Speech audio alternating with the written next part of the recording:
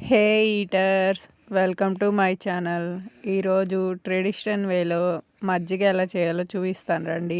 మజ్జిగలో నుంచి వెన్నపూసను తీస్తున్నాను.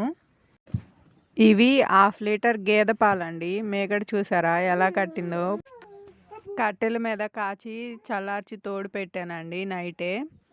ఈ 1/2 లీటర్ పాలని ముందుగా మజ్జిగ గుత్తితో బాగా కలపండి. మజ్జిగ తిప్పినట్టు తిప్పేసి వేరే గిన్నెలో తీసి పోసాను. చూసారా తిప్పుతుంటేనే మేగడ ఎలా పడుతుందో.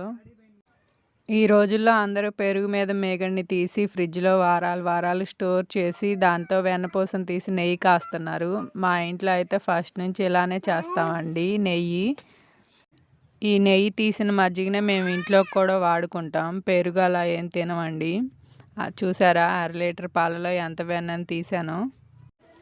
ఇలా అప్పటికప్పుడు కవ్వంతో చిలికి చేసిన మజ్జిగ అయినా వెన్నపూస అయినా ఆరోగ్యానికి మంచిది. టేస్ట్ కూడా సూపర్ ఉంటుందండి.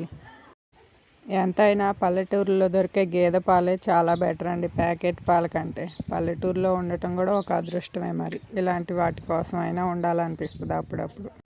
మీలో ఎవరైనా ఇప్పటికీ ఇలాగే మజ్జిగ చేస్తే నాకు కామెంట్ చేయండి. ఎవరెవరు చేస్తున్నారో చూస్తాను. నచ్చితే ఒక లైక్ ఇచ్చి